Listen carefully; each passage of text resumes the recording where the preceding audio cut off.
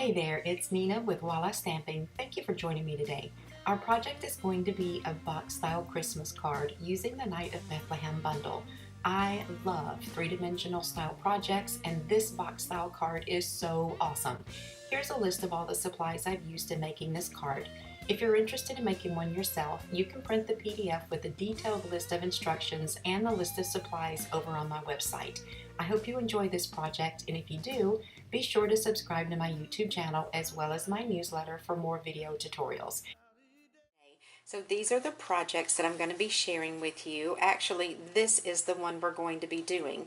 Now, if you watched my Facebook Live today, you would have seen me make this one, and I really like how it turned out. What I used to make this one with is the Card Front Builder Thinlits.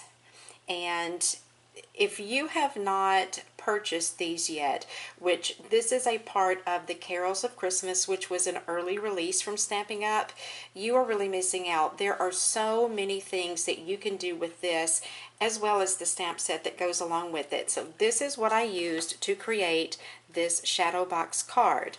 Then to make the one that we're going to do today, I am using the Night in Bethlehem stamp set along with the Bethlehem edgelets, and this is a bundle. If you purchase them together, you can save 10%.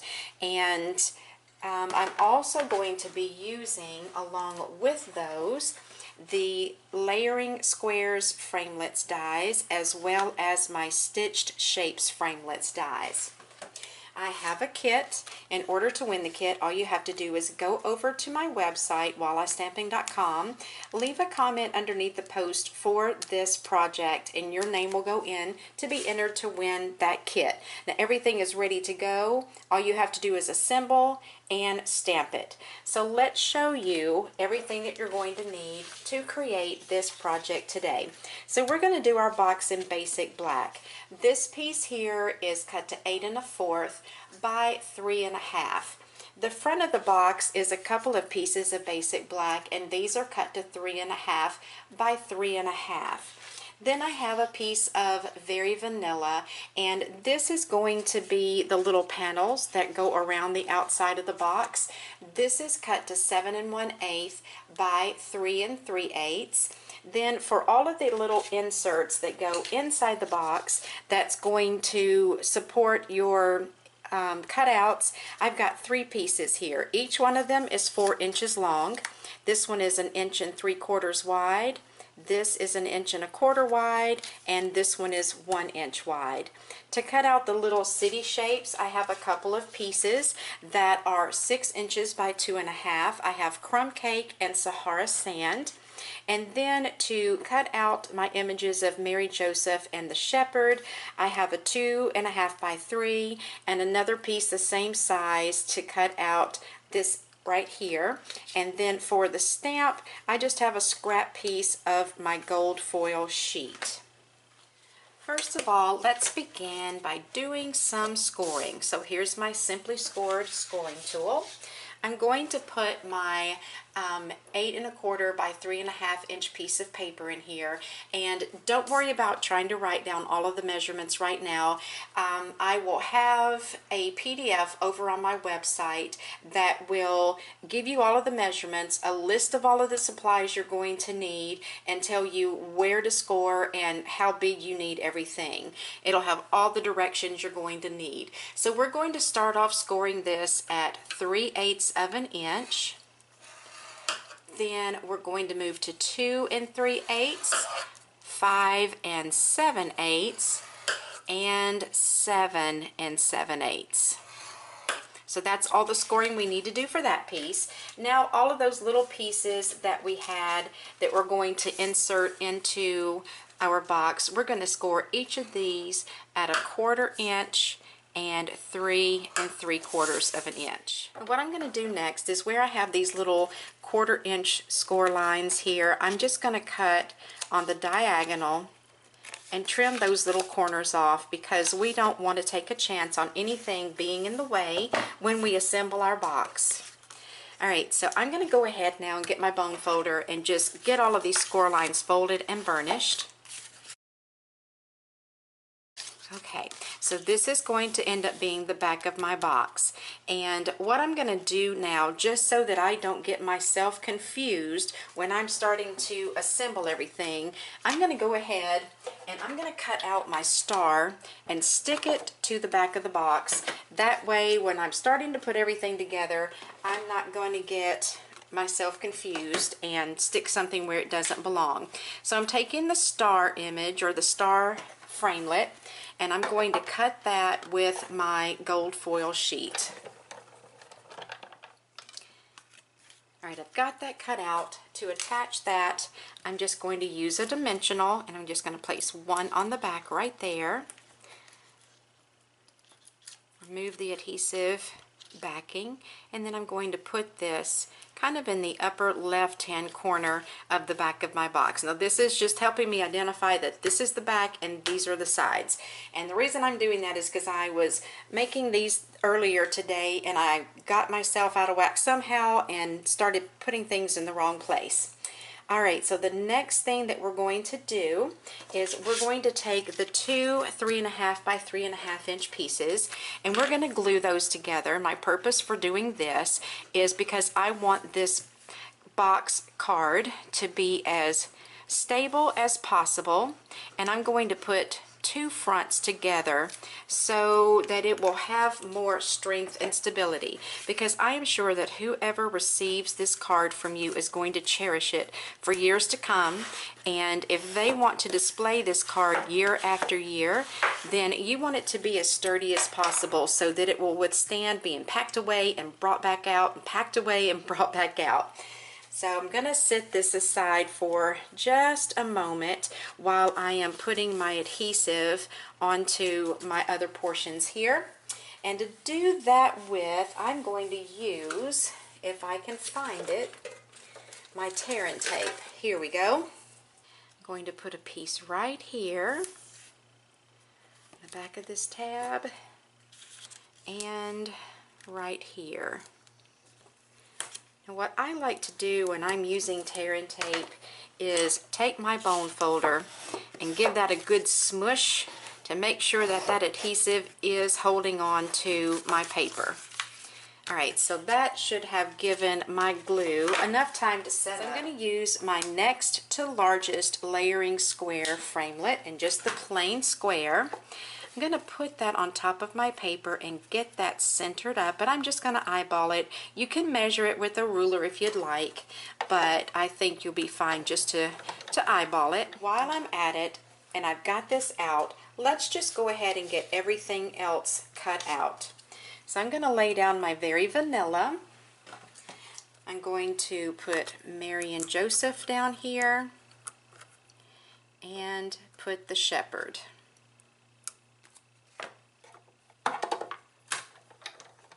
Now if you'll notice, these two cities, one of them is slightly larger than the other one. I feel like this one is a little bit bigger looking than this one is. So I'm going to cut this one out of my lighter shade, which is going to be my Sahara Sand. So I'm going to lay that here, put my larger city on that, and then my crumb cake I'm going to cut the smaller one from. And you can cut both of these at the same time. So now that I've got those cut out, I'm going to go ahead and do some stamping. I'm going to be using my crumb cake ink, and I'll be using the Night in Bethlehem. I'll use this image here. I'm also going to use this sentiment as well as this one. So I have my city on a block I.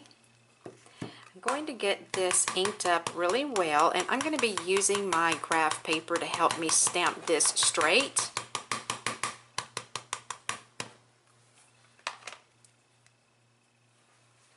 I'm going to line this up over here.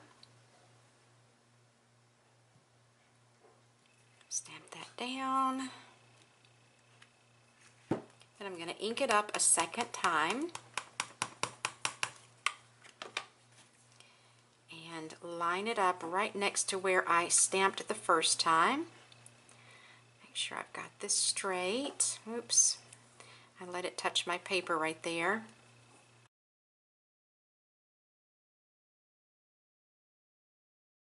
We're going to do some cutting. So the first thing that we want to do is we want to cut this at 1 7/8 of an inch. And then we're going to slide it over to 3 3/8 of an inch and cut it again. And that should leave this last panel at 1 7/8 of an inch wide. Get my sentiment inked up really well, and again I'm going to use my graph paper to help me stamp this straight. Make sure I got enough ink on there. Okay, perfect.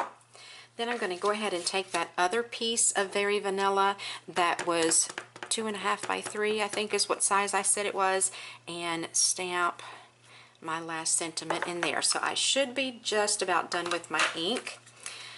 Before I go any further, I'm going to grab a sponge dauber, and I'm just going to come around the edges and do a little bit of distressing here.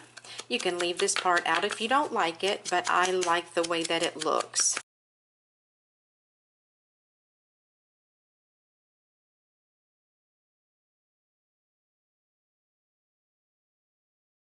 I'm going to grab my Big Shot one more time so that I can cut this out. I'm going to use my oval and the second from the smallest of the Stitched Shapes framelits. Center that up and get this cut out.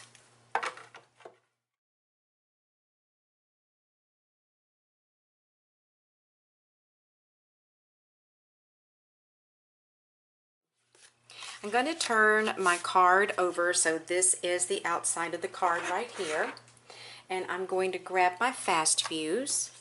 I kept these in order as I stamped them. So I'm just going to put a little fast fuse on the back of each of these pieces and then just attach those to my card.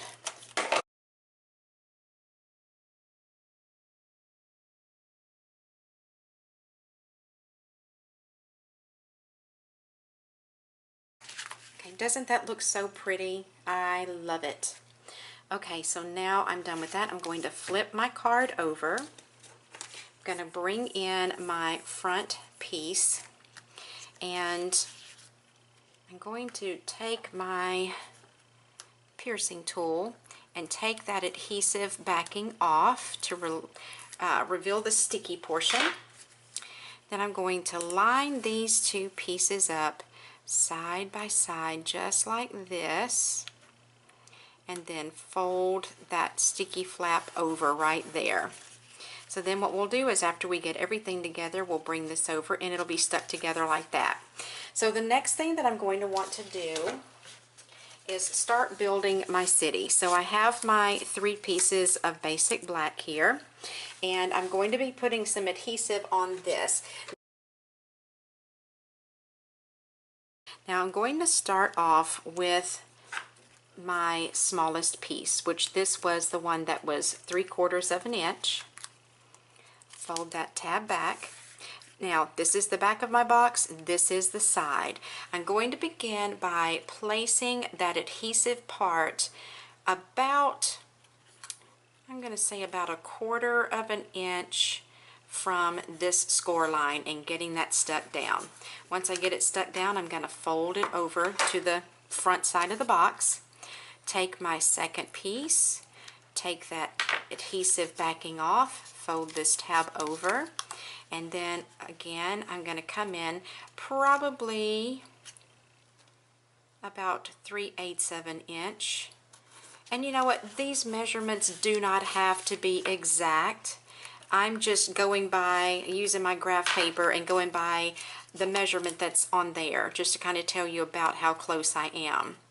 And then this one is going to be about 1/2 of an inch or so from that center one. Okay, so I've got all of those stuck down now. What we're going to do next is put our city pieces on. You are going to have to trim these down a little bit. I already have them trimmed for you in the kit, so whoever gets that won't have to worry about this. But what we're going to do first is we're going to take this one. This is the one that is on the Sahara sand, and right here next to this second building from the right, we're going to trim straight up right there. Then I'm going to flip this around and trim straight down right here. Just cut that little excess piece off. Then on this one, let me see, I've got to look at my reference here so I can remember where I cut this one. Okay, so this one needs to be cut right here beside this one. To me it looks like a castle is what the top of that reminds me of. Then I'm going to turn it around this way and trim off that little piece right there. So there we go. Now the lighter color is going to go in the back, and this first piece we're going to actually adhere behind the basic black cardstock. I'm just going to use my fast fuse to do this with. You could use liquid glue here if you want to. I'm going to turn these over to the front, and I'm going to line this up in between those two score marks. And as you can tell, I have my paper down approximately, well, let me just take a little measurement and tell you how far down I have this. This is about, it's between 5/8 and 3/4 of an inch. No, you don't have to be that exact, but I would say somewhere in that ballpark is where you want to put that. Otherwise, it's going to be up too high and sticking up above the back of your card, if that makes sense. Now, the next piece we're going to adhere is going to be this one, and we're going to use dimensionals to do that. I'm actually going to put a couple of them on here. I'm going to stick down one, remove that adhesive backing, and then stick down a second one. Then I'm going to put that on the card, probably right about there. And again, this is going to be personal preference. You can put yours wherever you like it to be. Then I'm going to take my second portion here, and I'm going to refer back again to make sure that I'm giving you the correct directions. Now this time, instead of using my tape adhesive or dimensionals or anything, I'm going to use my multi-purpose liquid glue, because I'm going to be putting the adhesive down here in between these doors. And if I were to use a tape adhesive or something like that, it would probably show. So now I'm going to take that, and where I'm lining this one up, I'm probably coming down about 1/4 of an inch, just where the top of this black paper is just past where these doorway openings are. Okay, then we have our last piece, and it's going to go here. And again, I'm just going to use my liquid glue to attach that.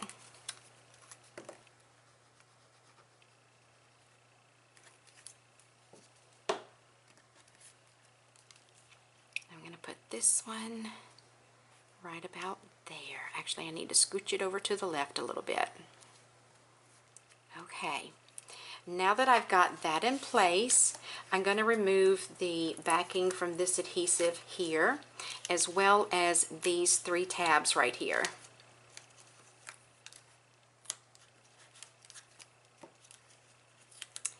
Now, I'm going to take this piece, and I'm going to lay it over just like this and press that down so that those strips will grab hold of the side of this box.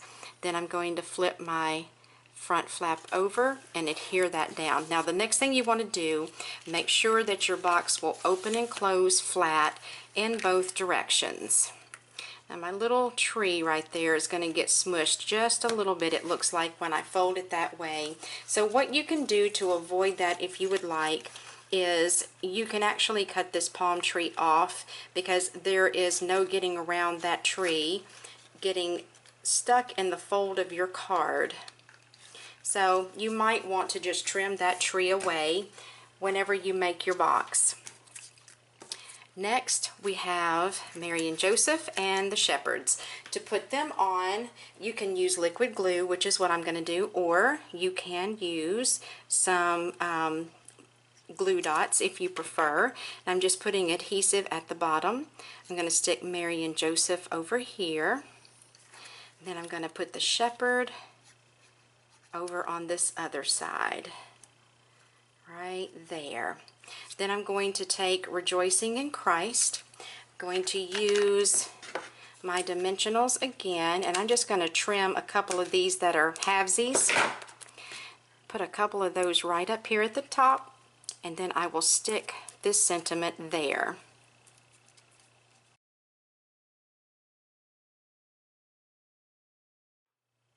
I'll have links to the featured supplies listed in the description box, which is below this video.